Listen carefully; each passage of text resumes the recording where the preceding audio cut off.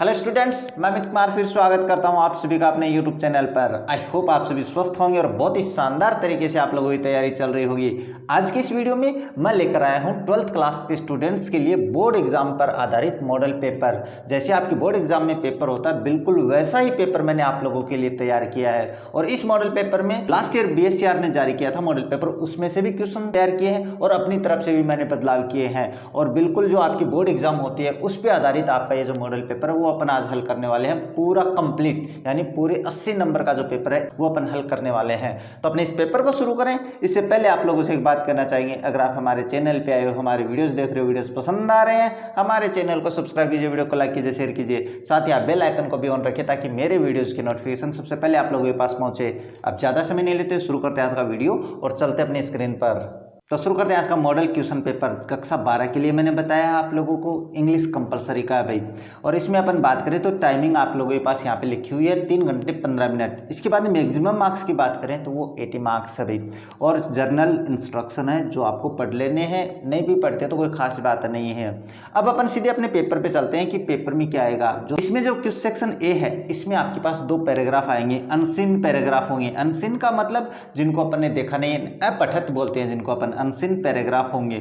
In paragraph में से आपको क्या है, क्वेश्चंस के आंसर देने होते हैं। तो बच्चे नॉर्मली क्या करते हैं, क्वेश्चन पढ़ते हैं सीधे आंसर देते हैं। मैं ये आपको एक सलाह दूंगा भाई, आपको पहले 1 मिनट में या 2 मिनट में पूरा पैराग्राफ पढ़ लेना, रिवाइज कर लेना। ऐसे नहीं कि अर्थ आ रहा है कि समझ में नहीं आ रहा है, कोई फर्क नहीं पड़ने वाला है। आप 1 मिनट में वो पैराग्राफ या 2 मिनट में पैराग्राफ पढ़ लो, उसके बाद में आंसर कर आपकी क्वेश्चन है वो करना, आप बिल्कुल सही करोगे। जैसे मैं यहाँ पे पढ़ता हूँ, देखो अर्थ समझने की आवश्यकता ही नहीं है आप लोगों को। क्या है, Rabindranath Thakur was born in Calcutta on May 7th 1861. His father Debendranath Thakur was a well-known social and religious leader. इसके बाद in school Rabindranath found the teaching too elementary. ये टू एलिमेंट्री नाम याद रखना भाई, जैसे ऐसे लगे कि भाई ये क्या है, तो इसके बारे में बात करेंगे अपन। It did not take his teachers long to recognize his high intelligence. He was given Macbeth to translate, and to everyone's surprise, Rabindranath made a very good translation into Bengali. However, his limitless curiosity to know more and newer things could not be satisfied in his school. इसके बाद में it was therefore decided to withdraw him from there for 4 years. From the age of 13 to 17, he studied a wide variety of subjects at home. About the same time, he was drawn to the nature and arts. इसके बाद में दूसरा paragraph, next paragraph है, From 1881 onwards, his talent as a writer expressed itself in the form of countless compositions in poetry, drama, music, fiction, philosophy, and paintings. इसके बाद में he wrote nearly 50 plays, 100 books of verse और 40 volumes of the fiction and philosophical writings. इसके बाद में बात करें, in 1901 he founded a school at Shanti Niketan near Bolpur in Bengal. इसके बाद में in 1922 it was changed into an international university called the विश्व भारती। ये नाम याद रखना भाई, जो मैंने बताया ना कि पेपर में आपको वो चीज़ें ध्यान में रखनी है, जो कोई संस्था हो, कोई ईयर हो, कोई डेट हो, कोई स्थान हो, वो बातें याद रखनी है। इसके बाद में the work which brought him universal recognition was a collection of poems named Gitanjali. इसके बाद में this won him Nobel Prize in Literature in 1913 and made him internationally famous. इसके बाद में नेक्स्ट है, Rabindranath was a great nationalist and patriot. He felt so bitter about the Jallianwala Bagh tragedy in 1919 that at protest he gave up knighthood which the British had awarded him earlier. ऐसे इस तरीके से fast आपको क्या है कि एक बार दिमाग में ही ऐसे जोर जोर से नहीं रहे, कहीं आप जोर जोर से पढ़ना शुरू कर दो, वो नहीं करनी है। आपको ध्यान से बस मन में ही पढ़ लेना है। और इसके बाद में देखो अपन क्वेश्चन हल करते हैं। देखो पहला क्वेश्चन क्या दिया हुआ है। अब देखो पहला प्रश्न बताता हूँ हल करने का तरीका आप लोगों को। आप तो क्या करते हैं, लाइन मिलाते हैं और ऐसे कैसे लिख देते हैं, आगे और पीछे सारा कुछ लिख देते हैं। इतना नहीं करना होता है आप लोगों को। आपको पहले प्रश्न में से क्या है, WH वर्ड को छोड़ देना है। इसके बाद में जो हेल्पिंग वर्ब है इसको बाद में प्रयोग करेंगे इसके। तो देखो आंसर करने का तरीका, पहले आप क्वेश्चन में से लिखो, उसके बाद में अपन पैराग्राफ में वापस चलते हैं। तो रविंद्रनाथ, पहले आप जिसके बारे में पूछ रहा है भाई वो लिखेंगे रविंद्रनाथ ठाकुर, ये मैंने यहाँ पे लिख दिया। इसके बाद में वाज हेल्पिंग वर्ब लिखूंगा, इसके बाद में वर्ब लिखी जाएगी तो बोर्न हो जाएगा। अब आप देखो पहले क्या है, वेन, पहले डेट पूछिए भाई, तो पहले अपन डेट लिखेंगे ऑन, जो आपके पैराग्राफ में, देखो पैराग्राफ में दिखा देता हूँ। पैराग्राफ में क्या है, वाज बोर्न इन कलकत्ता, इसमें क्या स्थान पहले दे रखा है और डेट बाद में दे रखी है। और क्वेश्चन में क्या पूछा है, पहले पूछा है डेट, तो डेट क्या आपके पास, ऑन मई 7, 1861, पहले ये लिखेंगे, उसके बाद में कलकत्ता की स्पेलिंग लिखेंगे, कलकत्ता बाद में लिखेंगे। तो देखो आपके क्वेश्चन का आंसर क्या हो जाएगा, वाज बोर्न ऑन मई 7, 1861। अब इसके बारे में बात करते हैं, कहाँ पैदा हुए, स्थान का भी तो नाम पूछा है, तो अपन लिख देंगे इन कलकत्ता, और आपका जो आंसर है वो बिल्कुल सही होगा इस तरीके से। अगर आप वैसे भी कर दोगे तो कोई गलत नहीं करने वाला है, लेकिन उसके बाद में क्या है, टीचर को पता चल जाएगा कि कितने मार्क्स देने हैं। बिल्कुल टीचर देखते ही पहचान जाता है कि ये कैसे कर रहा है। अब देखो इसमें ये तो गया नंबर 1। दूसरे क्वेश्चन की बात करते हैं। दूसरा क्वेश्चन क्या है, why was Rabindranath withdrawn from school, school से क्यों निकाला गया भाई, उसको निकाल लिया गया भाई स्कूल से, क्यों, कारण था भाई, क्योंकि अपने पास देखो आंसर पढ़ते हैं, हाउएवर तथापि his limitless curiosity to know more and newer things could not be satisfied in school, ये रहा आपके पास आंसर। क्या है, हाउएवर हिज लिमिटलेस, तो यहां से शुरू करेंगे फिर, his limitless curiosity to know more and newer things could not be satisfied in school, इसी कारण से। तो देखो भाई इसका आंसर कैसे करोगे, अब इसका आंसर यहां से करोगे, रविंद्रनाथ ठाकुर, तो यहां पे देखो बिल्कुल वैसे लिखना है, रविंद्रनाथ ठाकुर। अब इसके बाद में वाज विड्रॉल, ये देखो मैंने लिख लिया है यहाँ पे विड्रॉल, जो पर्सन में से बता रहा हूँ वो लिखना आप लोगों को, withdrawn from school, from school. अब इसके बाद में आपको अगर वाई से आंसर शुरू हो रखा है तो इतना पर्सन में से करने के बाद में आपको बिकॉज का प्रयोग करना है। अगर आप बिकॉज से भी शुरू करते हो ना अपना आंसर तो भी सही होता है, लेकिन क्वेश्चन ऐसे करोगे तो आपको बहुत ही शानदार तरीके से मार्क्स मिलेंगे भाई। तो क्या, Rabindranath Thakur was withdrawn from school because, क्योंकि अगर आप बिकॉज से भी शुरू करते तो कोई गलत नहीं है। उसके बाद में जो मैंने वहां पर लाइन में पढ़ी थी अभी, his limitless curiosity to know, बस मैं उस पैराग्राफ में से लिख रहा हूँ भाई, या देखो आपको नहीं पता तो टू ये लिख रहा मैंने यहाँ पे, to more and newer things, यहाँ पे लिख दूंगा भाई, to know more and newer things, ये देखो मैं वही लिख रहा हूँ भाई जो उस अपने पैराग्राफ में, न्यूअर थिंग्स कुड नॉट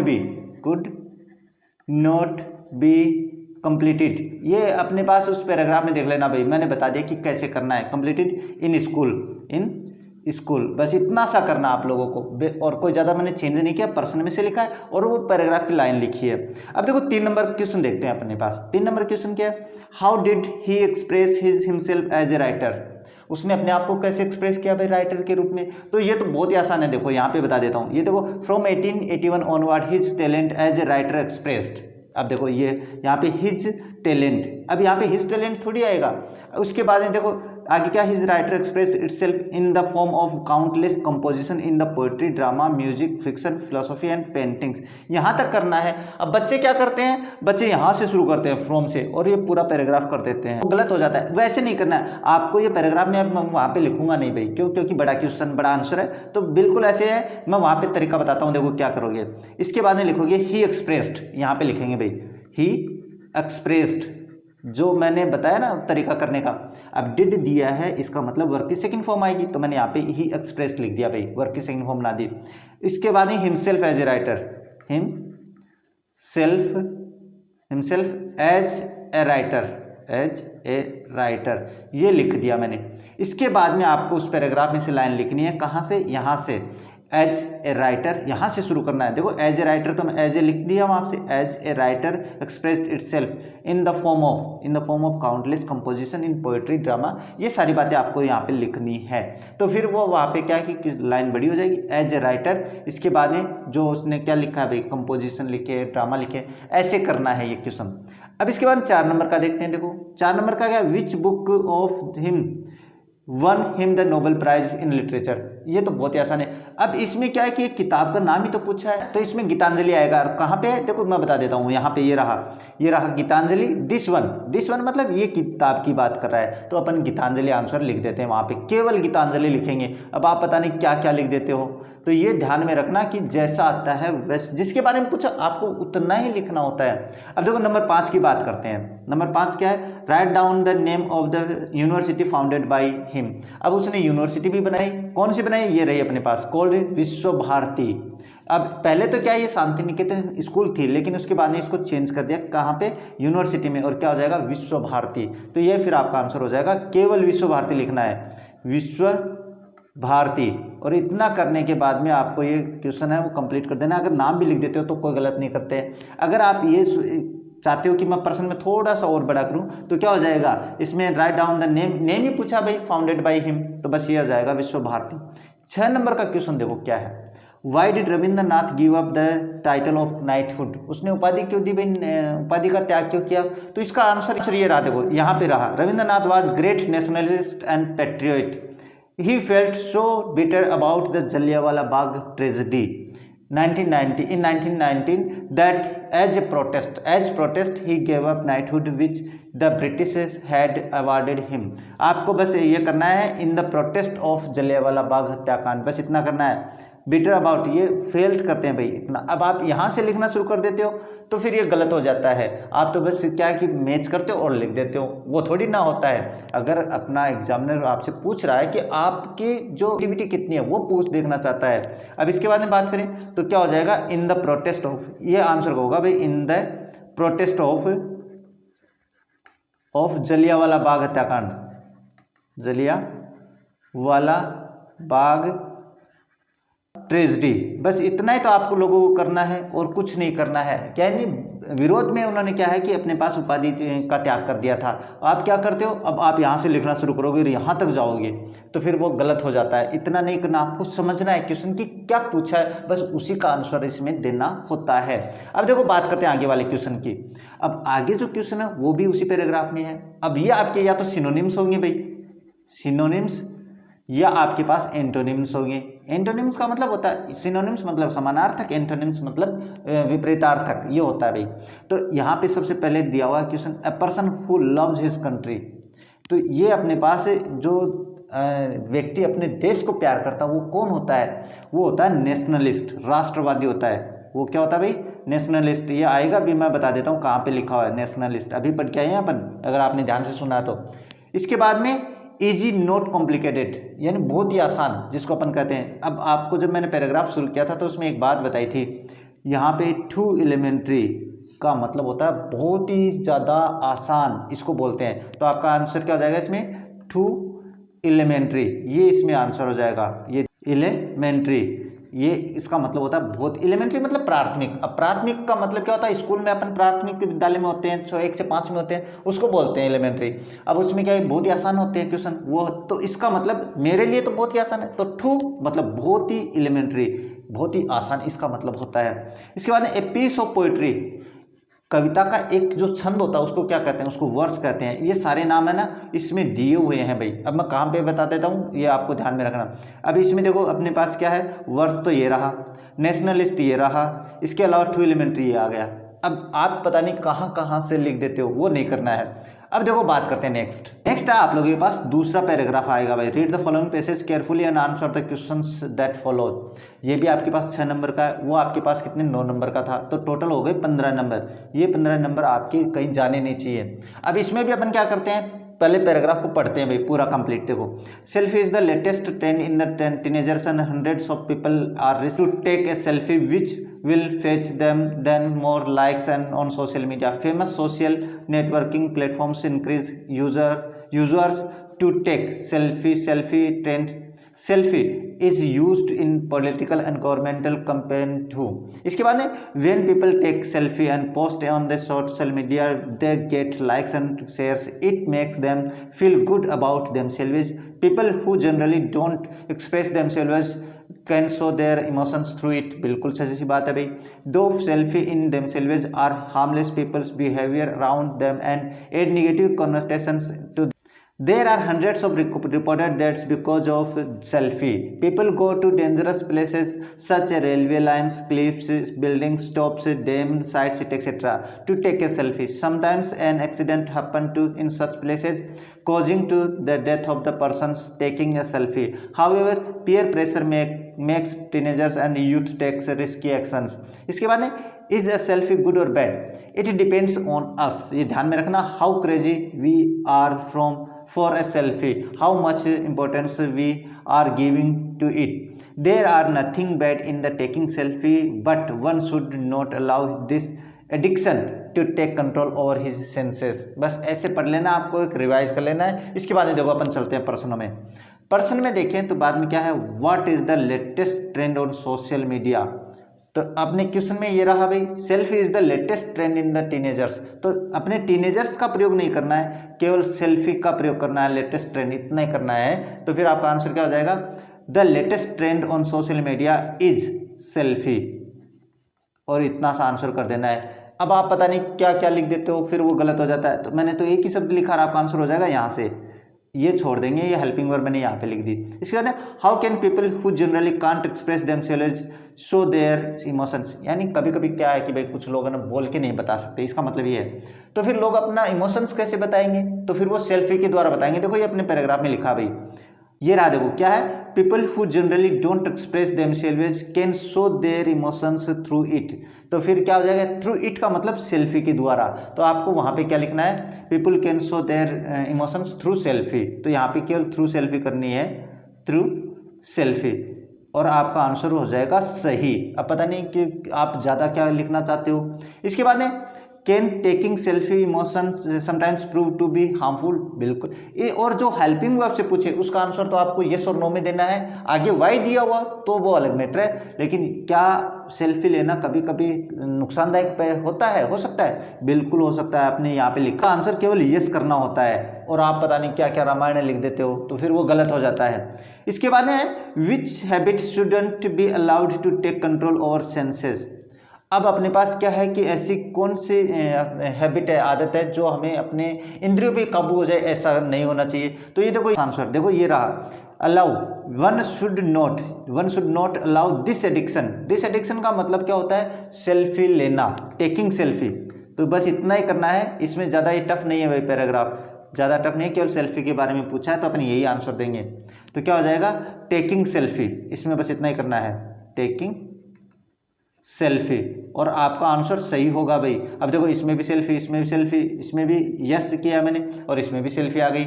इसके बाद write down the word which passage means friend of same age and interest and job. यानी सेम एज के लोग क्या होते हैं भाई, सेम एज के लोग क्या होते हैं, इसका आंसर आ जाएगा टीनेजर. यानी एक ही एज के जो बच्चे होते हैं, जो अपने दोस्त होते हैं, उनको क्या कहते हैं, जो समान एज में होते हैं, तो उसको टीनेजर्स बोलते हैं भाई, टीनएजर्स. ये ध्यान में रखना.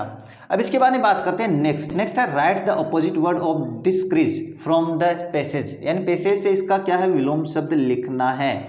अब विलोम शब्द लिखेंगे तो पहले एक बात बता देता हूँ, जिसके पहले डिस लगा होता है, इसका मतलब डिस को हटा के उसका विलोम शब्द बना देते हैं. ये मैंने अपने विलोम शब्द की क्लास में बताया आप लोगों को. तो इसका हो जाएगा क्रिज. अब इसका अर्थ क्या होता है, इस क्रिज का मतलब होता है साहस, और इसका मतलब बाद में कायर हो जाएगा, डर हो जाएगा, ये होता है भाई. तो ये ध्यान में रखना. इस तरीके से आपका एक जो पैराग्राफ है वो भी हल हो जाता है. अब देखो बात करते हैं नेक्स्ट शुरू होता है सेक्शन बी. और सेक्शन बी में आपके पास क्या है कि जो आपके राइटिंग वर्क होता है, आपके पास जो लेखन कार्य है उसके बारे में होता है, जिसमें आपके पास लेटर हो सकता है, जिसमें आपके पास रिपोर्ट हो सकती है, जिसके बाद एडवर्टाइजमेंट हो सकता है, नोटिस हो सकता है. तो देखो मैं क्वेश्चन पढ़ता हूँ, उसके बाद में अपन हल करते हैं. क्वेश्चन क्या है, you are mister Verma. You have been invited to attend the birthday party of your friend's daughter on 2nd February 2023 on Monday at 7 p.m. at his residence, but you are unable to attend the party. Write a formal reply to the Prakash Sharma. अब इसमें आपको ध्यान में रखना है भाई, ये आपके पास क्या है, इनविटेशन है. और ये जो इनविटेशन का तरीका मैंने सामने बना रखा है, बहुत ही आसान बनाया है. आपको बस डेट और स्थान ही चेंज करना है, और जो नाम है वही चेंज करने हैं. बाकी ऐसा कैसा लिखना है, और इनविटेशन का तरीका भी यही रखना है जैसे मैंने लिख रखा है. मैं आपको बताता हूँ, देखो शुरू से आप ध्यान से सुनना, और इसके आने की संभावना है अब की बार भाई इन्विटेशन की. देखो क्वेश्चन में जो दिया हुआ है, पहले जिससे आप कौन हो, आप जो हो पहले वो नाम लिखो, क्या है, मिस्टर वर्मा, तो ये रहा मिस्टर वर्मा, आप हो। थैंक्स, इसके बाद में लिखना है language, mister Verma thanks. Mister Prakash, ये रहा मिस्टर प्रकाश, जिसको अपन लिखते हैं उसका नाम बाद में आता है, ध्यान में रखना, ये थैंक्स है वो मिस्टर प्रकाश को दे रहे हैं अपन। फॉर इनवाइटिंग, किस लिए, इनवाइट करने के लिए, हिम यानी मिस्टर वर्मा को, to on the occasion of his daughter's birthday party at his residence on 2 February 2023 on Monday. ये तो सारी बात इसमें दी हुई है, इनको आपको अरेंज करना है। इसके बाद में आपको क्या है कि आप अटेंड नहीं हो सकते, वहाँ पे ये लिखा हुआ है इसमें, देखो unable to attend the programme या पार्टी। तो फिर देखो क्या लिखा है, he has pleasure to attend the party, उसको पार्टी अटेंड करने में बड़ी खुशी है, लेकिन आगे देखो मैंने लिखा but due to an important meeting on same day he can not attend the party. उसी दिन एक इंपॉर्टेंट मीटिंग है भाई मिस्टर वर्मा की, अटेंड नहीं कर सकता। His blessings are with young girl, उसका आशीर्वाद है उस छोटी बच्ची के लिए, छोटी लड़की के लिए। अब आप कहोगे सर शादी में बुला लेते तो, ये मैं कहता हूँ भाई अगर शादी के लिए इनवाइट करना हो तो देखो क्या करेंगे। अब शादी के लिए या मान के चलो यहाँ पे नाम आ गया mister and missus Verma, missus Verma नाम आ जाता, तो फिर क्या करते, तो फिर आपको यहाँ पे करते mister and missus Verma thanks, यहाँ पे दो नाम लिखते। थैंक्स नहीं आएगा क्योंकि ये दो लोग हो जाएंगे, फिर यहाँ पे थैंक होगा भी, तो क्या हो जाएगा मिस्टर वर्मा, ये बाद में भी समझाऊंगा, mister Verma, mister and missus Verma, ये मैंने यहाँ पे लिख दिया। उसके बाद में थैंक करना है और उसके बाद में मिस्टर एंड मिसेज प्रकाश हो जाएगा, यहाँ पे दो नाम हो जाएंगे भाई, अगले ने भी तो अपने पास मिस्टर एंड मिसेज प्रकाश ने भेजा है। इसके बाद में for inviting him on the occasion of his या देयर, यहाँ पे देयर कर देना है, कब, जब आदमी के दो लोगों के बारे में बात हो, जैसे मिस्टर एंड मिसेज के बाद में बारे हो तो यहाँ पे अपन देयर का प्रयोग करेंगे। ये चलो मैं आगे इन्विटेशन की क्लास में अलग समझाऊंगा भाई। डॉटर्स बर्थडे लिखा है मैंने यहाँ पे, आपको बर्थडे नहीं करना है, आपके पास यहाँ पे मैरिज हो जाएगा, फिर ऑन डॉटर्स मैरिज। अब वो शादी कहाँ पे है, एट हिज रेजिडेंस, अब यहाँ पे तो एट हिज रेजिडेंस ही था तो मैंने रेजिडेंस ही लिखा, लेकिन एड्रेस हो तो एड्रेस लिखना है, इसके बाद ये तारीख लिखनी है, उसके बाद ये लिख देना है। इसके बाद he has pleasures to attend the party. अब यहाँ पे तो क्या कि आप अटेंड नहीं कर पा रहे थे, अब ये मान के चलो आप अटेंड करने वाले हो तो फिर स्वीकारात्मक एक्सेप्टिंग इन्विटेशन हो जाएगा ना ये, तो फिर क्या लिखेंगे, he will attend the programme on the same day on there, क्या है, रेजिडेंस हो जाएगा बस। इसके बाद में अपने कंप्लीट कर देंगे। ये आगे मैं आपके इन्विटेशन की क्लास अलग से लेकर आने वाला हूँ, चिंता मत करो, जितने भी 5-10 मिनट की एग्जाम क्लास होगी उसमें सॉल्व करने वाले हैं। तो मुझे लगता है ये समझ में आ गया होगा। अब देखो बात करते हैं नेक्स्ट दिया हुआ है क्वेश्चन, उसी का अथवा में है, ये तीसरा क्वेश्चन है उसका अथवा में है भाई, क्या है, you want to let out a small portion of your house, write an advertisement to be published in the to let classified column on Rajasthan Patrika. ये लो भाई, अब एडवर्टाइजमेंट आने की तो हमेशा संभावना रहती है भाई, एडवर्टाइजमेंट जो होती है, एडवर्टाइजमेंट ये आने की संभावना बनी रहती है 100%। अब आपको अगर टू लेट के बारे में यानी किराए पे देना है, मैंने क्लास अपलोड कर रखी है भाई, बहुत ही आसानी से समझाया है, अगर आपको वहाँ पे भी नहीं समझ में आया तो कोई बात नहीं है, एडवर्टाइजमेंट लिखने का तरीका मैं बता देता हूँ, बहुत ही आसान है भाई। अगर आप किराए पे मकान देना चाहते हो तो क्या करोगे, आपको कुछ नहीं करना, अपनी तरफ से बस जो मैंने बनाया है यहाँ पे किराए पे देने के लिए, आप तो उसमें से बस नाम चेंज कर देना और स्थान चेंज कर देना, आपकी इसमें कोई एक नंबर नहीं काटेगा। देखो क्या लिखा मैंने, a newly built and well maintained single storey house, इसका मतलब होता है एक नया बनाया गया और वेल मेंटेन, बहुत ही व्यवस्थित, सिंगल स्टोरी, सिंगल मंजिल यानी एक मंजिला घर है, हाउस, एरिया 1000 स्क्वायर फीट है, ये लिख रखा, is available on rent at Nehru Nagar Jaipur. ये लाइन आप हर एक उस एडवर्टाइजमेंट में लिख सकते हो जिसमें आप अपना घर किराए पे देना चाहते हो, बस आपको स्थान का नाम चेंज करना है कि वो स्थान कहाँ पर है वो घर आपका। इसके बाद में इस घर में क्या क्या है वो आप हर एक उस एडवर्टाइजमेंट में लिख सकते हो जो आपको किराए पे देना है। क्या है, इट हैज़ मार्बल फ्लोरिंग, ये आप हर अपने घर के लिए लिख सकते हो।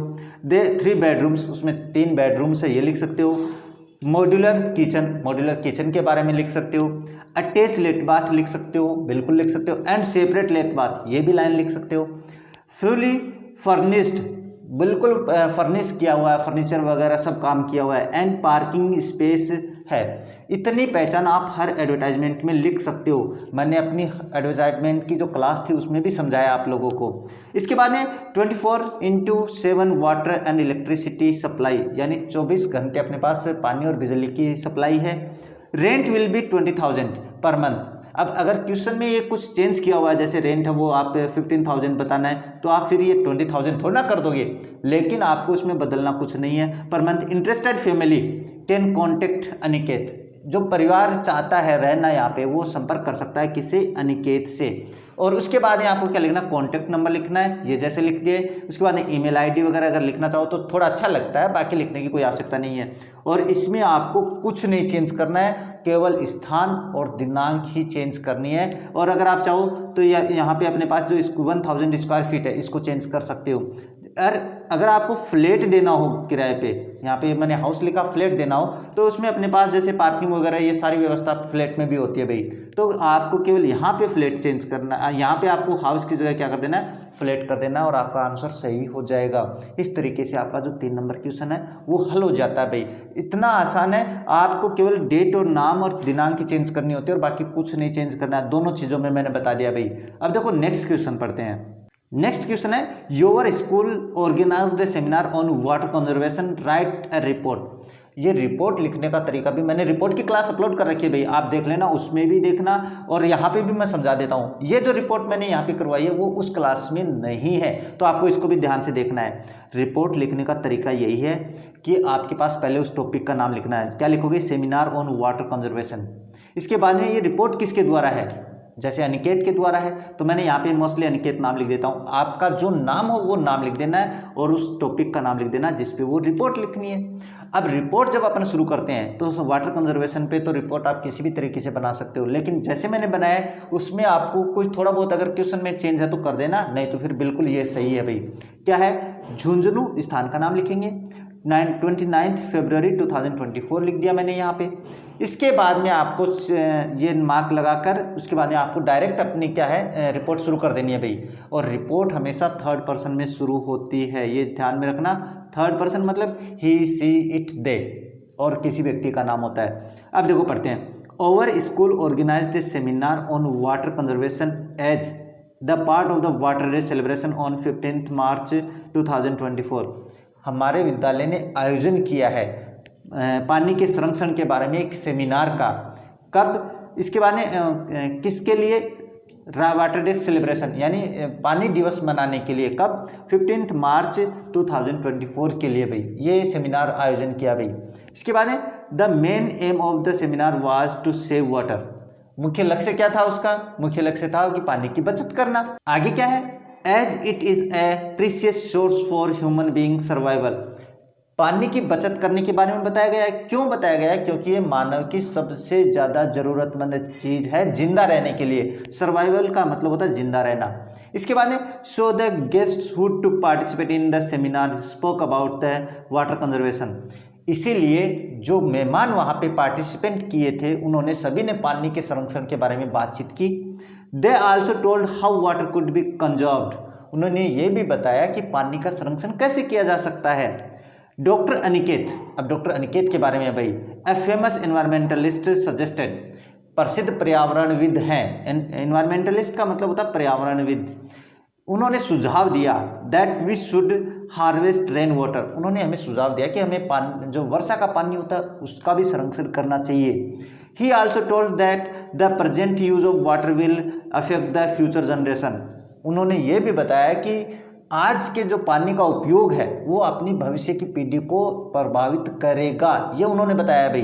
इसके बाद he told that most of the countries are in dark zone. उन्होंने ये भी बताया कि बहुत सारे देश हैं वो डार्क जोन में हैं। डार्क जोन का मतलब होता है जहाँ पे पानी जमीन के नीचे सूख गया है। इसके बाद में he also told that we should grow trees. उन्होंने हमें ये भी सुझाव दिया कि हमें ज़्यादा से ज़्यादा पेड़ लगाने चाहिए। इसके बाद में the seminar concluded that water conservation is the most effective environmentally need. Seminar का मुख्य जो कंक्लूजन यानी जो निष्कर्ष निकला वो ये निकला कि अपने इफेक्टिव इन्वायरमेंटली नीड, कि पानी का संरक्षण है वो पर्यावरण के लिए सबसे ज़्यादा प्रभावशाली आवश्यकता है पानी के संरक्षण की। So all participant took oath to save water, इसीलिए सभी पार्टिसिपेंट ने अपने पास अंत में शपथ ली पानी को बचाने के लिए। और इस तरीके से आपको अपनी रिपोर्ट है वो तैयार कर देनी है। ये भी याद कर लेते हो तो बहुत आसान है भाई। अब देखो बात करते हैं नेक्स्ट भी आपके पास क्या है कि right a report on a house on fire. ये रिपोर्ट मैंने अपने क्लास में भी करवा रखी है और यहाँ पे भी देखो वैसे तरीका है, a house on fire report by Aniket, ये टॉपिक का नाम और ये आपके बाई किसके द्वारा ये रिपोर्ट दी जा रही है, ये क्वेश्चन में लिखा हुआ होगा भाई, ये ध्यान में रखना। अब देखो बात करते हैं रिपोर्ट लिखने का तरीका। वहाँ पे मैंने पहले स्थान लिखा था, बाद में डेट। अब यहाँ पे देखो पहले डेट लिखी है उसके बाद स्थान, तो कोई फर्क नहीं पड़ने वाला है, आपके जैसा दिमाग चल रहा है वैसा कर देना। 30 दिसंबर 2024 झुंझुनू। अब देखो रिपोर्ट, घर में आग का जो रिपोर्ट है वो कैसे तैयार होती है। A fire broke out in our neighbourhood yesterday in a 2-story house. Broke out का मतलब होता है अचानक छिड़ जाना, अचानक लग जाना। हमारे पड़ोस में कल अचानक किसी 2 मंजिला घर में आग लग गई। The family members were in the house, परिवार के सदस्य घर में ही थे उस समय।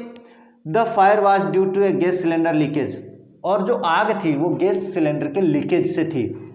The family members were saved but they had severe burn injury, परिवार वालों को बचा तो लिया गया भाई, लेकिन उनको थोड़ी सी गंभीर अपने पास जलन जो इंजरी है, बर्न यानी जलने की इंजरी हुई है।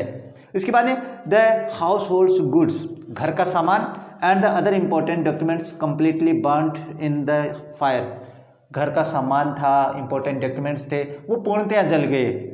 इसके बाद में the fire was so big that the neighbourhood houses seemed engulf, आग इतनी भयानक थी कि पड़ोस के घर भी अपने पास ऐसा लगा जैसे वो भी जल जाएंगे।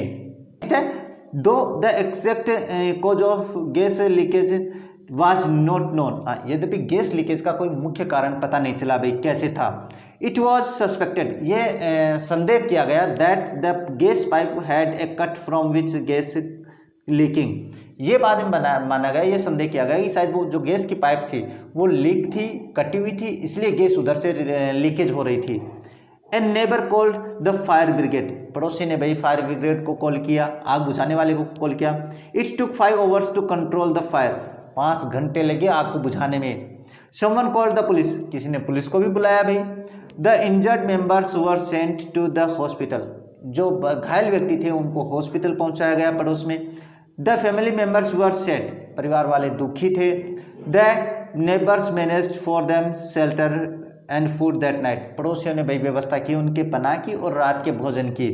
दे were insured that they were helped with society, उनको ये भी विश्वास दिलाया गया कि समाज उनकी सहायता करेगा, अपने परिवार में अपने पड़ोस में कोई हो जाता है तो हम भी उनकी सहायता करते हैं, वैसे उनको आश्वासन दिया गया कि उनकी सहायता की जाएगी। ये हो जाती है आपकी अथवा की रिपोर्ट। तो ये तो मैंने आपको अपने उसमें समझा भी रखा है, और लिखने का तरीका देखो कितना आसान है। मुझे नहीं लगता अगर ये लैंग्वेज आपको याद नहीं होती तो आप किसी भी लैंग्वेज को याद नहीं कर पाओगे। अब देखो बात करते हैं नेक्स्ट है नंबर 5, और इसमें आएगा आपके पास एक letter. Write a letter to the editor of Times of India complaining about the scarcity of water. Scarcity का मतलब होता है कमी, यानी पानी की कमी के लिए आपको क्या है, एक लेटर लिखना है। किसको? एडिटर को लिखना है। एडिटर को मतलब ताकि वो अपने अखबार में इसके बारे में सूचना दे सके, लोग गौर कर सके।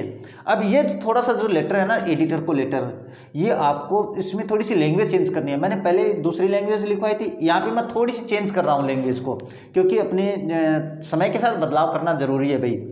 सबसे पहले तो आपको लेटर का तरीका वही है जो मैंने अपनी लेटर की क्लास में समझाया है। आपको अपना एड्रेस लिखना है। अगर एड्रेस नहीं है तो मैंने यहाँ पे लिख रखा है एक एड्रेस, आप ये एड्रेस तैयार कर लो, कोई गलत नहीं करने वाला है। जैसे D wing Nehru Nagar Jhunjhunu December 1, 2024, ये याद रखना, आप अपने दिमाग में बैठा लेना। इसके बाद में आपको एक लाइन छोड़नी है जो मैंने यहाँ पे छोड़ रखी है। इसके बाद में आपको अगले का एड्रेस लिखना है जिसको आप भेज रहे हो। तो क्या हो जाएगा? The editor times of India Jhunjhunu. एक बात ध्यान में रखना, किसी पद को अपन लिखते हैं तो उसके ज़्यादा एड्रेस की आवश्यकता नहीं होती है। पद लिखते हैं और स्थान का नाम लिखते हैं। तो मैंने यहाँ पे द एडिटर लिख दिया, टाइम्स ऑफ इंडिया और झुंझुनू, ये अगले का एड्रेस हो गया। इसके बाद में लिखते हैं अपन सब्जेक्ट, और सब्जेक्ट क्या है? वाटर स्कैरसिटी और क्राइसिस। एक बात ध्यान में रखना, मैंने यहाँ पे स्कैरसिटी लिखा है, अगर वहाँ पे क्राइसिस आ जाता है तो भी इसका मतलब यही होता है इन नेहरू नगर। अब बात करते हैं अपनी, इसके नीचे आप सैल्यूटेशन यानी सर मैडम जो भी लिखना चाहो वो लिखते हो। अब जो चेंज मैंने किया है वो चेंज आपको ध्यान से सुनना भाई। लेटर में वो चेंज मैंने किया है कि मैंने एडिटर को लेटर लिखा था उसमें वो नहीं किया था। अब देखो इसमें थोड़ा सा मैंने बदलाव किया, वो क्या है, एडिटर को लेटर लिखो तो यही शुरू करना है, through the column of your esteemed newspaper. बस इतना सा मैंने चेंज किया। उसके बाद देखो लैंग्वेज वही लिखी है जो मैंने लेटर में करवाई थी। I would like to draw the attention of authorities toward the crucial problem of water scarcity in our locality.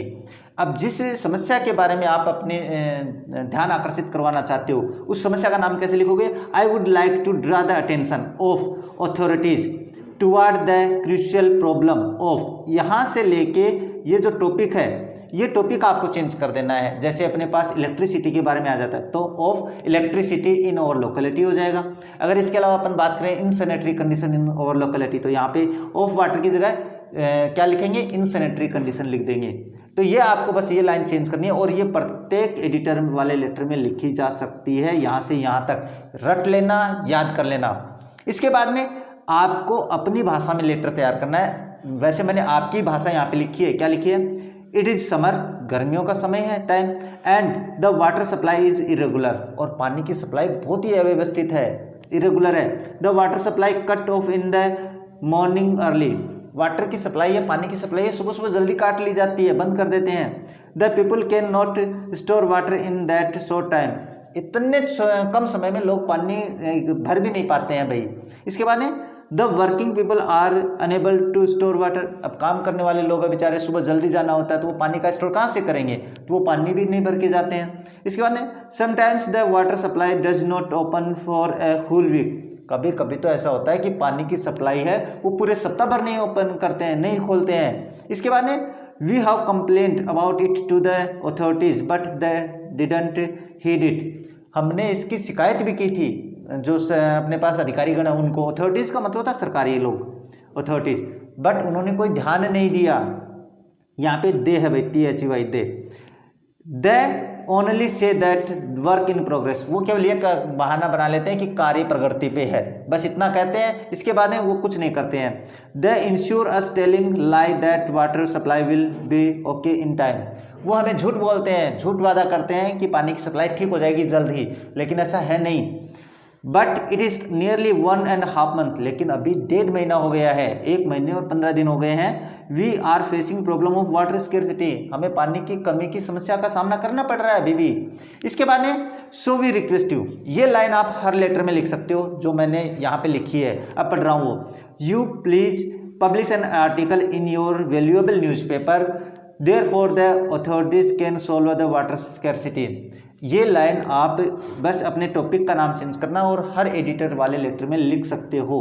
क्या लिख सकते हो कि आप है ना अपने आर्टिकल, आप अपने जो वैल्यूएबल न्यूज़पेपर है उसमें ये आर्टिकल छापो ताकि अधिकारी लोग हैं इसके बारे में समस्या का समाधान कर सके।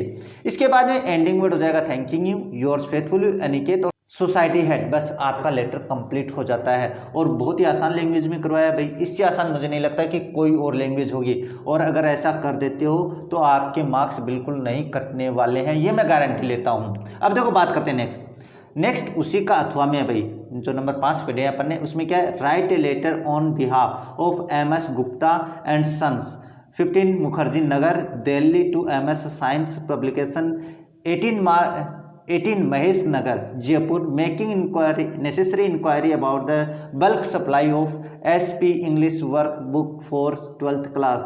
SP का मतलब है संजीव पासबुक इंग्लिश की, इसके बारे में, यानी कहने का मतलब इंक्वायरी लेटर है भाई। एक सीधी सी बात बताऊं तो इंक्वायरी लेटर है किसके बारे में, आपको संजीव पासबुक है वो मंगवानी है इंग्लिश की, उसके बारे में आपको इंक्वायरी करनी है। अब इंक्वायरी करने का तरीका मैं यही बता रहा हूँ आपको। अगर यहाँ पे संजीव पासबुक की इंक्वायरी करनी है, ये मान के चलो आपने इलेक्ट्रिसिटी सामान है उसकी सामान की उसकी दुकान ओपन की है, उसके बारे में जानकारी लेनी है। आपने रेफ्रिजरेटर्स की दुकान ओपन करी है, मॉल खोला है तो उसके बारे में जानकारी लेनी है। आपने लैपटॉप्स की दुकान ओपन करी है, आपने मोबाइल की दुकान ओपन करी है, इनके बारे में आपको चेंज कहाँ पे करना वो मैं आप लोगों को बताने वाला हूँ।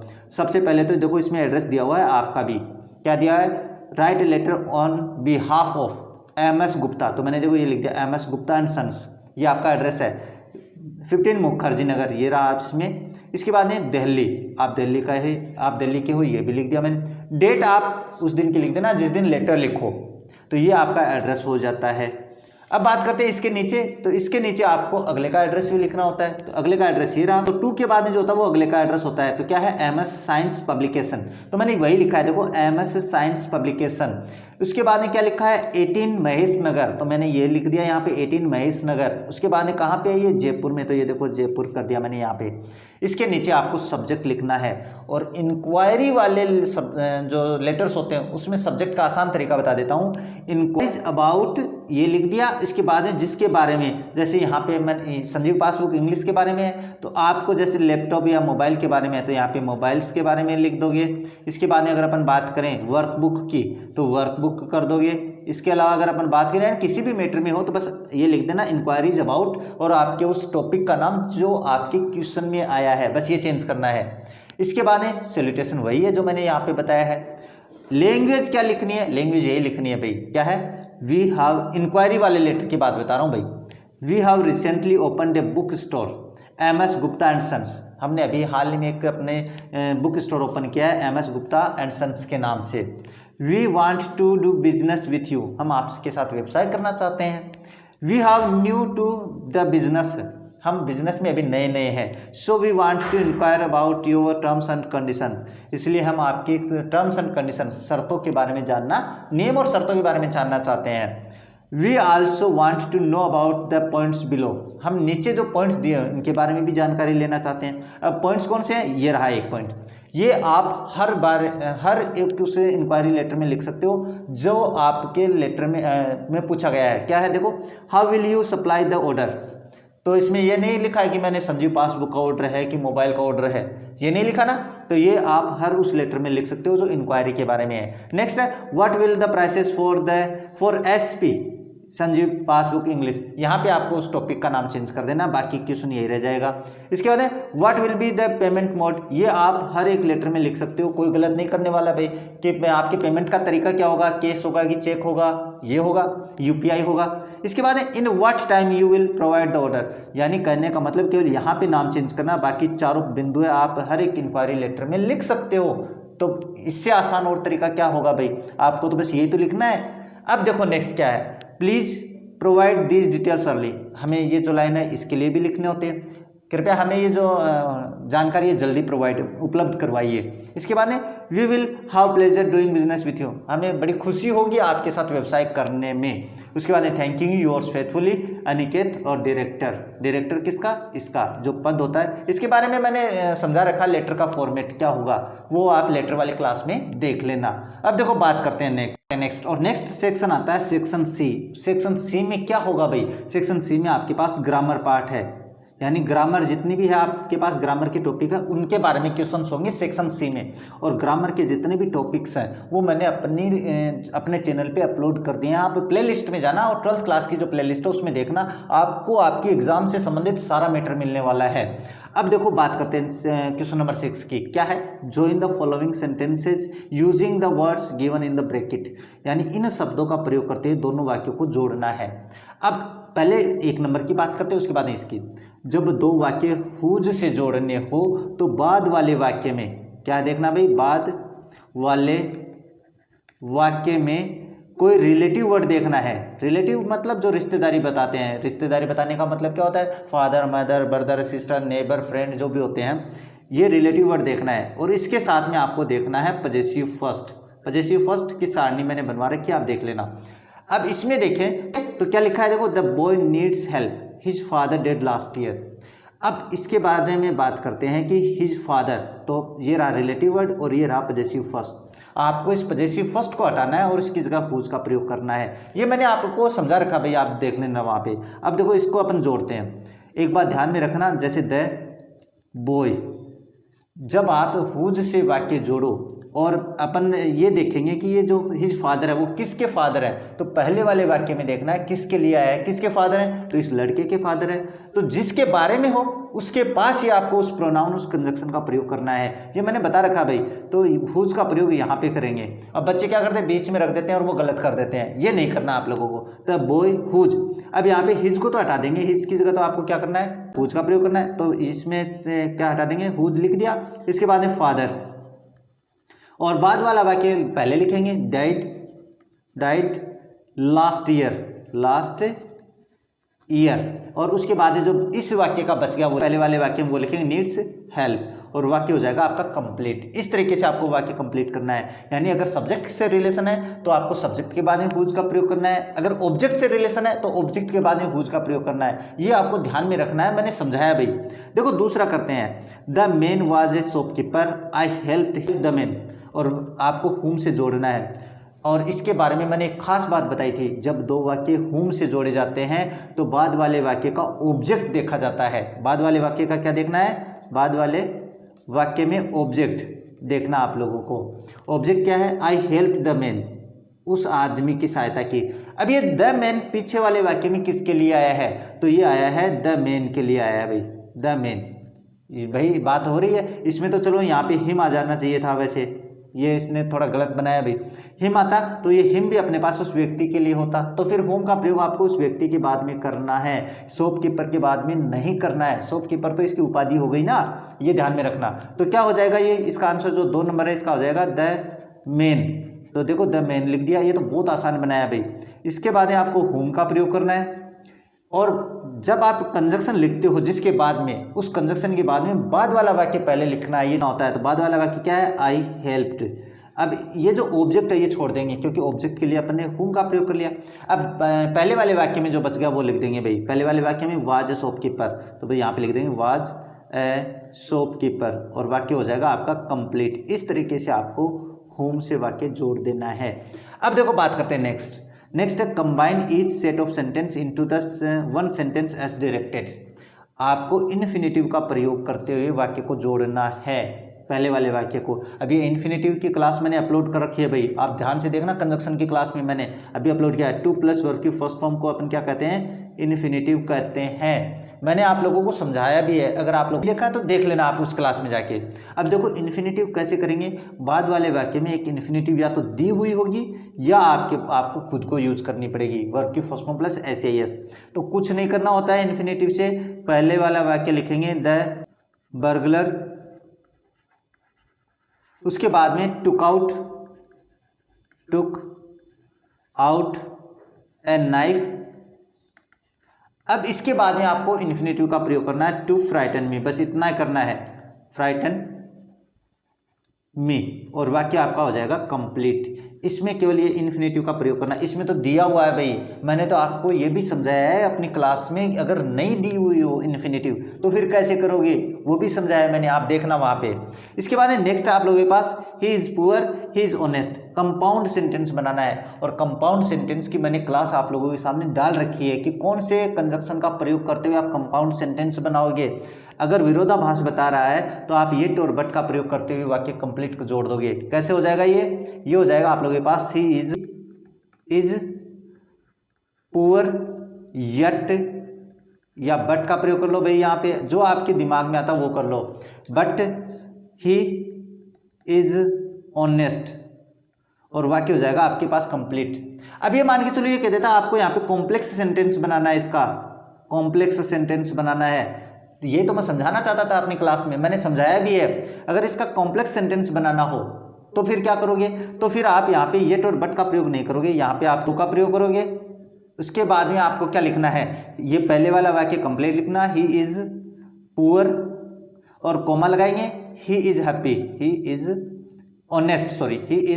ऑनेस्ट, और वाक्य हो जाएगा आपके पास कंप्लीट। इस तरीके से आपको कॉम्प्लेक्स बना देना है। यानी दो का प्रयोग करेंगे ना विरोधाभास में तो कॉम्प्लेक्स बन जाएगा, येट और बट का करेंगे तो कंपाउंड बन जाता है। अब आप इनको ना करके देखना, फिर ये आपको समझ में आएगा, और क्लास देख लेना, आपको समझ में आ जाएगा। अब बात करते देखो नेक्स्ट है fill in the blanks by choosing correct conjunction from those given in the brackets, यानी कहने का मतलब खाली जगह खालिस्तान वाला आएगा, इसमें आपके पास अगर ऐसा आ जाता है तो इनमें से एक पढ़ देना भाई। क्या है? He is very old, he enjoys good health. अब विरोधाभास है भाई, बूढ़ा हो गया है, वृद्ध हो गया है, लेकिन बहुत ही अच्छा स्वास्थ्य है। अब वाइल थोड़ी आएगा इसमें, विरोधाभास बताने के लिए आपके पास ऑल्दो या दो का प्रयोग करते हैं, तो इसमें आपके पास जबकि आ जाएगा और ऑल्दो आ जाएगा यहाँ पे, तो क्या हो जाएगा? ऑल्दो, यानी यद्यपि वह वृद्ध है फिर भी क्या है, उसके पास उसका स्वास्थ्य अच्छा है, ये आ जाता है इसका अर्थ। वाइल का मतलब मैंने समझाया भाई, ये भी समझा रखा अपनी क्लास में। अब आप क्लास ही नहीं देखोगे तो कहाँ से समझ में आएगा। अब देखो गेट मी स्पेस कॉफ़ी और टी। अब इसमें आपके पास क्या है? ईदर और टू है। अब ये तो बहुत ही आसान है भाई। इसमें क्या कह रहा है? चाय के लिए या कॉफ़ी के लिए कह रहा है। अब दो में से एक का चुनाव करना हो तो आपके पास ईदर और का प्रयोग होता है, और जो काम करने में असमर्थता होती है, निगेटिविटी बतानी होती है, तब अपन टू का प्रयोग करते हैं। आप ये मेरी क्लास में देखना तब समझ में आएगा। तो इसमें तो आप क्या आ जाएगा? ईदर, और इसमें आ जाएगा और। ये मैंने बहुत ही आसानी से समझा रखा, आप देखना वहाँ पे। अब देखो नेक्स्ट क्वेश्चन है, fill in the blanks by choosing appropriate phrasal verb from those given in the brackets. यानी फ्रेजल वर्ब के बारे में मैं बहुत ही शानदार क्लास बहुत जल्दी लेकर आने वाला हूँ, आप देखना, उसमें इंपॉर्टेंट रहेगी आप लोगों के लिए। हम पहले ये सोलो करते हैं भाई। Corona epidemic space 3 years ago, यानी कोरोना महामारी फैल गई थी, फैलने के लिए अपन ब्रोकआउट का प्रयोग करते हैं। ब्रोकआउट ये रहा, ये अपने पास। ब्रेक विथ का मतलब संबंध विच्छेद करना, ये मैंने समझाया भाई आप लोगों को, तो इसमें हो जाएगा ब्रोकआउट। नेक्स्ट है the fireman space the fire after 2 hours, put out और पुट अप, तो इसमें आ जाएगा पुट आउट, यानी काबू पाना, तो ये हो जाएगा आपके पास पुट आउट, और ये हो जाएगा आपके पास ब्रोकआउट। ये आपकी क्या है कि जो फ्रेजल वर्ब है वो हो जाता है कंप्लीट। अब इस तरीके से आपके पास जो ग्रामर पार्ट है वो भी कंप्लीट हो जाता है। नेक्स्ट पार्ट जो आएगा वो आएगा डी में, आपके पास क्या आएगा? सबसे जो क्वेश्चन नंबर 10 है वो उसमें तो पैराग्राफ होगा, और इस पैराग्राफ में जो क्वेश्चंस है वो आपको ऑब्जेक्टिव टाइप है भाई, आपको ऑब्जेक्टिव टाइप क्वेश्चंस के आंसर करने हैं, तो बहुत ही आसान है ये तो। और ये 6 नंबर है वो आपके कहीं जाने नहीं चाहिए भाई, ये तो बहुत ही सरल है। देखो पहले पैराग्राफ पढ़ेंगे जैसे अपन ने पहले किए हैं। क्या है? But now it was all so still I had counted on commotion to get to my desk without being seen, but of course that day everything had to be as quiet as Sunday morning. Through the window I saw my classmates already in their places, and M. Hamel walking up and down with his terrible iron ruler under his arm. I had to open the door and go before everybody. You can imagine how I blushed, how frightened I was, but nothing happened. M. Hamel saw me and said very kindly, "Go to your place quickly, little friends. We were beginning without you." I jumped over the bench and sat down at my desk. Not till then, when I had got to little over my fright, did I see that our teacher had on the beautiful green coat, his frilled shirt and little black silk cap, all embroidered, that he never wore except on inspection and prize days. Besides, the whole school seemed so strange and solemn. और इस तरीके से जल्दी जल्दी पढ़ के आपको 1 minute से ज़्यादा समय नहीं लेना है। अब देखो क्वेश्चन सोल्व करते हैं इसके। क्वेश्चन क्या है? That day everything at school was so still and quite. अब वो कैसे है? तो यहाँ पे देखो संडे मॉर्निंग की बात हो रही है, क्वाइट एज संडे मॉर्निंग, ये रहा, तो इसमें आपके पास हो जाएगा क्वाइट एज संडे मॉर्निंग। कोई ज़्यादा टफ नहीं है, आपको मिलाना उत्तर करना है। नेक्स्ट है M Hemal was working with ए, क्या? तो वो वॉकिंग कर रहे थे, किसके साथ वॉकिंग कर रहे थे? ये रहे walking up and down with his, ये रहा terrible iron and ruler under his arm, तो यहाँ पे आ जाएगा walking stick in his hands, no. Beautiful pen in, no, ये भी नहीं है, ये भी नहीं है। इसके बाद है terrible iron in under his arm, ये आंसर हो जाएगा इसका, तो ये भी ज़्यादा टफ नहीं है। अब देखो नेक्स्ट करते हैं। What was the teacher wearing, teacher ने क्या पहन रखा था? तो ए ब्यूटीफुल ग्रीन कोट पहन रखा था, ए फ्रिल्ड शर्ट पहन रखी थी, एम्ब्रॉयडर्ड कैप पहन रखी थी, ऑल ऑफ दिस, ये आपका आंसर हो जाएगा। उसमें देख लेना पैराग्राफ में ये दिए हुए हैं भाई, नहीं दिए यहाँ पे देखो, आप मैं बताता हूँ, ये रहा क्या पहना हुआ उसने, आई जम्प्ड, और उसके बाद में over teacher on his beautiful green coat, frilled shirt and a little black silk cap, all embroidered, ये बिल्कुल बात आ गई भाई। तो बाद में बात करते हैं नेक्स्ट है the teacher use to dress up like that only on, ऐसी ड्रेस टीचर कब पहनता था? तो वो पहनता था इंस्पेक्शन में और प्राइज डेज में, तो ऑप्शन ए और बी दोनों सही हो जाते हैं इसमें। नेक्स्ट है which of these words from the passage means serious, अब इसमें अपने पास सीरियस कौन से शब्द का अर्थ है? तो क्या स्ट्रेंज यानी अजीब होता है, सोलम यानी गंभीर, तो गंभीर और सीरियस दोनों एक ही बात होती है, तो ऑप्शन बी हो जाएगा। नेक्स्ट है which of these words from the passage opposite of अगली। अगली का अपोजिट आप सभी जानते हो भाई, तो ये तो ब्यूटीफुल हो जाएगा, कोई ज़्यादा टफ नहीं है, और ये 6 नंबर आपके कहीं नहीं जाने चाहिए। इसमें ज़्यादा समझाने वाली बात नहीं थी, इसलिए मैंने जल्दी करवा दिया। बात करते देखो नेक्स्ट आपके क्वेश्चन आंसर शुरू हो जाते हैं भाई। 11 नंबर का जो आंसर है, 11 नंबर का जो क्वेश्चन है वहाँ से आपके क्वेश्चन आंसर शुरू हो जाते हैं। इसमें देखो मैं आप लोगों को आंसर नहीं करवाने वाला हूँ, आप आंसर खुद देख लेना, इंपॉर्टेंट क्वेश्चन है भाई। Justify the title lost spring, ये करना है। इसके बाद में who was एडला, how did change peddlers behaviour, ये भी करना है। इसके बाद में नेक्स्ट की बात करें तो नेक्स्ट है why did Gandhi agree to a settlement of 25% refund to the farmers, ये भी करना है। कॉपी में देख लेना भाई, इंपॉर्टेंट क्वेश्चन है ये मैं बता रहा हूँ। What is the example of national integration that the author refers to, एक क्वेश्चन में मैंने बताया भी है आप लोगों को अपनी क्लास में कि ये जो क्वेश्चन है कहाँ पे बताया, अपनी जो मॉडल पेपर की क्लास है उसमें मैंने बताया है। बात करते देखो नेक्स्ट 13 नंबर का क्वेश्चन है वो एक्सप्लेनेशन वाला क्वेश्चन है भाई। ये मैंने बहुत सारे करवा दिए, ये इंपॉर्टेंट जितनी भी है ना वो सारी मैंने आप लोगों को करवा दी। आप क्लास में देखना, एक्सप्लेनेशन की क्लास में मैंने बताया भाई। ये जो स्टंजा है ये मैंने नहीं करवाया था, तो मैंने इसकी एक्सप्लेनेशन यहाँ पे कंप्लीट करी है, तभी मैंने कंप्लीट किया। देखो पहले स्टंजा पढ़ते हैं। स्टंजा कौन सा है, अपने पास कीपिंग क्वाइट से लिया गया है। क्या है, perhaps the earth can teach us as when everything seems dead and later proved to be alive, now I will count up to 12 and you keep quiet and I will go. ये जो अंतिम paragraph है अपने पास उस poem का, कौन सी का, keeping quiet का। कीपिंग क्वाइट जो है उसका अंतिम पैराग्राफ है। अब इस पैराग्राफ का मैंने करवाया भी नहीं था, तो मैंने यहाँ पे कर दिया भाई। एक्सप्लेनेशन करने का तरीका वही है, सबसे पहले आप पहले 2 शब्द लिखो, यहाँ पे मैंने 1 लिखा है, कोई फर्क नहीं पड़ने वाला है, आप 1 लिखो 2 लिखो, और डॉट करते हुए लास्ट के 2 शब्द लास्ट में लिख दो, उसी पंक्ति में, नीचे वाले में नहीं आना है। इसके नीचे आपको क्या लिखना होता है, इसके नीचे आपको रेफरेंस लिखना होता है।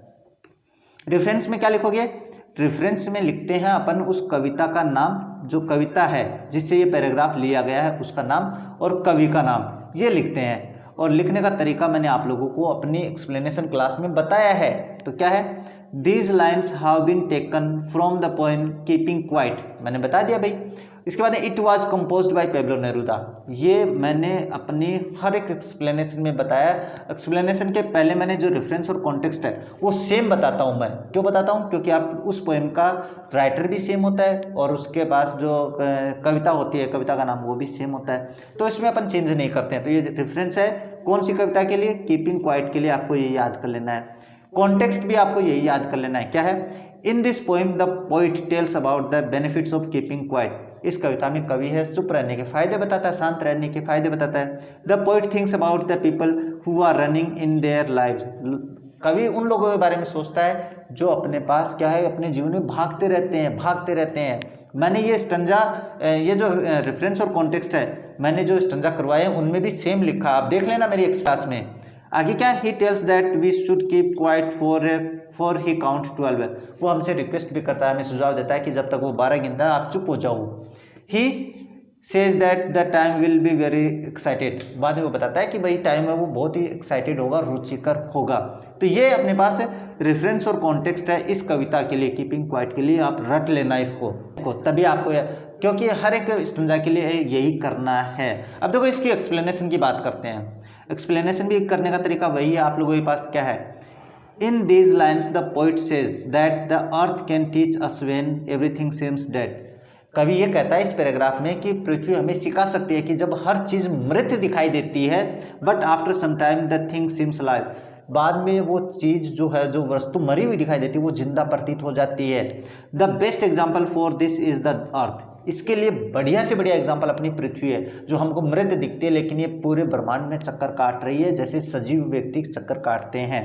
इसके बाद as the trees on the earth becomes alive after getting rain, पृथ्वी पे जैसे ही वृक्ष अपने पास पानी पाते हैं, वर्षा होती है, वो जो पेड़ मृत दिखाई देते हैं वो जिंदा हो जाते हैं। So we should learn from the earth, इसलिए हमें पृथ्वी से सीखना चाहिए। After that the poet request that we should become silent after he count 12, उसके बाद में कवि हमसे रिक्वेस्ट करता है कि जब तक वो 12 गिनता आप बिल्कुल चुप हो जाइए, बस शांत हो जाइए, यही अपन से रिक्वेस्ट करता है। ये आपकी एक्सप्लेनेशन हो जाती है। इसके बाद में बात करें क्रिटिकल नोट के बारे में। तो क्रिटिकल नोट भी आपको सेम ही लिखना है, आपको चेंज केवल एक्सप्लेनेशन करनी है। रेफरेंस कॉन्टेक्स्ट, क्या क्या, एक तो रेफरेंस, एक कॉन्टेक्स्ट और एक क्रिटिकल नोट, ये आपको सेम ही लिखना होता है। तो क्रिटिकल नोट में क्या लिखा है, the poet truly explains about human activities. इसके बाद में he uses literary terms as simile and metaphors. ये दोनों आप इस कविता के लिए लिख सकते हो, यानी इसका कोई भी स्ट्रेंज आ जाए आपको केवल एक्सप्लेनेशन चेंज करने हैं और बाकी सेम रखना है। इस तरीके से आपकी ये एक्सप्लेनेशन हो जाती है। इसके बाद में बात करते हैं नेक्स्ट आपके पास अथवा में जो स्ट्रंजा होगा उसकी भी एक्सप्लेनेशन करवा देता हूं मैं। वो क्या है, आंट जेनिफर वाला। ये एक्सप्लेनेशन मैंने अपनी जो एक्सप्लेनेशन की क्लास अपलोड की है उसमें मैंने समझाया भाई, सेम यही पैराग्राफ है। इसमें ये देखो पढ़ते हैं, देखो, aunt Jennifer's fingers fluttering through the her wool find even the ivory needle hard to pull the massive weight of uncle's wedding hand band side sits heavily upon Aunt Jennifer's hand। बस ये आपको paragraph है, इसमें लिखने का तरीका वही बताया मैंने। 2 शब्द लिखने हैं, डॉट करना है, लास्ट में 2 शब्द लिखने हैं। रेफरेंस जो मैंने अपनी एक्सप्लेनेशन में लिखा वही रेफरेंस मैंने यहाँ पे लिखा है। क्या है, these lines have been taken from the poem aunt Jennifer's tiger. तो बस यहाँ पे यही तो चेंज किया मैंने। आप पीछे वाले स्टैंजा की रेफरेंस देख लो कि ये पंक्तियाँ ली गई है आंट जेनिफर्स नामक कविता से। This poem was composed bye Adrian rich. और ये कविता किसके द्वारा लिखी गई है, एड्रिन रिच के द्वारा लिखी गई है। नेक्स्ट है कॉन्टेक्स्ट। कॉन्टेक्स्ट भी मैंने सेम लिखा जो मैंने वहाँ पे लिखा है। इन दिस पोएम, इस कविता में, the poetess describes about the tigers that aunt Jennifer made on the panel. इस कविता में कवयित्री है वो उन टाइगर्स की बात करती है जो आंट जेनिफर ने एक कपड़े के जो टुकड़ा होता है उस पर बनाया है, या जो अपने पास पर्दा होता है उस पर बनाया है। The poetess also describes about the physical condition of aunt Jennifer. Aunt Jennifer की शारीरिक जो दशा है उसके बारे में भी वर्णन करती है। She also describes the pains of aunt Jennifer. वो आंट जेनिफर के जो दुख दर्द है उनके बारे में भी वर्णन करती है। इस तरीके से कोई ज़्यादा टफ नहीं है भैया, याद कर लेना, क्योंकि इस कविता में से रेफरेंस और कॉन्टेक्स्ट सेम लिखने हैं। बात करते हैं नेक्स्ट है एक्सप्लेनेशन इसी स्टंजा की, और ये मैंने वही किया है जो मैंने अपनी क्लास में समझाया भाई। क्या है, in these lines the poet describes about the tigers that were embroidered on the piece of a cloth और ऑन ए कर्टेन। इस स्टंजा में कवयित्री है उन टाइगर्स का वर्णन करती है जो आंट जेनिफर ने एक पर्दे पे बनाए हैं या कपड़े के टुकड़े पे बनाए हैं। ये रहा पीस ऑफ क्लॉथ और कर्टेन यानी पर्दा। The poetess tells that the tigers can be seen moving across the curtain. कवयित्री ये कहते हैं कि उस पर्दे पे जो बाघ है उनको चलते हुए देखा जा सकता है। दे आर, यहाँ पे दे है THY, they are bright yellow like topaz. वो बिल्कुल पीले हैं, टोपेज नामक पत्थर होता है पीला, उसके जैसे हैं। The tigers are not afraid of man sitting और standing under the tree. Tiger उन लोगों से भी नहीं डरते जो पेड़ के नीचे बैठे हैं या खड़े हैं, उन लोगों से नहीं डरते हैं टाइगर। टाइगर कहाँ से डरने वाला रहे। The tigers moment shows the freedom and power enjoyed bye them. Tiger ये दिखाते हैं कि वो कितने शक्तिशाली हैं और कितने आनंद के साथ रहते हैं। They move bravely here and there. वो बहादुरी से यहाँ वहाँ टहलते हैं, चलते हैं। ये ज़्यादा टफ नहीं, मैंने अपनी क्लास में समझाया इसलिए मैंने जल्दी जल्दी बता दिया भाई। क्रिटिकल नोट भी सेम लिखना है अगर इस कविता से स्टंजा आता है तो। क्या है, the poetess has great wisdom to show the women's condition through art. इसके बाद दूसरा है, the poetess uses simile and metaphor for increasing beauty of poem. ये दोनों आप इस कविता के लिए लिख सकते हो क्रिटिकल नोट में। अगर आपको अन्य ध्यान में तो आप वो भी लिख सकते हो। तो ये मेरा समझाया हुआ है, ज़्यादा समझाने की आवश्यकता नहीं है। बात करते हैं नेक्स्ट आएगा आपके पास क्वेश्चन है, answer the following questions about 60 words. यानी लगभग 7 शब्दों में इसके आंसर करने हैं भाई। क्या है, write down the central idea of the poem road side stand. आपको ये क्वेश्चन करना है। सेंट्रल आइडिया जो होते हैं पोएम के वो सभी के याद कर लेने हैं। 5 ही तो कविता है आप लोगों के पास। नेक्स्ट है, in the poem a thing of beauty the poet describe some beautiful things nature, what are they, elaborate. आपको उन वस्तुओं के बारे में बताना है जो कि कवि ने जिन सुंदर वस्तुओं का वर्णन किया है इस कविता में। तो सुंदर जो वस्तुएं हैं उनका आपको बिल्कुल डिटेल से वर्णन करना है। तो 60 शब्दों में इनके आंसर कर लेने, देखना आपके पास ये आंसर मिल जाएंगे। बात करते हैं नेक्स्ट भी क्वेश्चन आप लोगों के पास। क्वेश्चन लिख लेना भाई, इनके आंसर आपको याद करने हैं, बड़े इंपॉर्टेंट है। What do parting words of the poet and her simile signify, smile signify. My mother at 66। ये बिल्कुल ध्यान में रखना, क्वेश्चन इंपॉर्टेंट है भाई। नेक्स्ट है why do some car owners stop at the road side stand. ये भी ध्यान में रखना। ये तो मैंने अपनी एक्सप्लेनेशन भी समझाया आप लोगों को, जो मैंने व्याख्या करवाई ना अपनी व्याख्या की क्लास में, ये तो मैंने वहाँ पे भी समझाया है। तो अगर आपको नहीं मिले तो वहाँ पे देख लेना, आपको मिल जाएगा उत्तर। बात करते हैं, देखो नेक्स्ट है question, answer the following questions in the 60 word. क्या है, give the character sketch of doctor Sadao. याद कर लेना भाई, बहुत इंपॉर्टेंट है। नेक्स्ट है what was the hardest trial faced by Zitkala Sa, memories of childhood. ये भी आपको याद कर लेना है। और ये मैंने अपने बच्चों को तो बड़े इंपॉर्टेंट लगाए, लेकिन जैसे आप मेरी क्लास में नहीं थे तो ये तो आपके लिए इंपॉर्टेंट होना चाहिए। इन क्वेश्चंस को आपको याद करना है, 100% संभावना है इनके आने की। बात करते देखो नेक्स्ट भी आप लोगों के पास ऐसा ही है। Why is the average global temperature increasing, journey to the end of the earth. Important question है। नेक्स्ट है who is Lamb, Mister Lamb, how does Derry get into the garden. ये क्वेश्चन भी बहुत ही आसान है, किताब में आपको मिल जाएगा।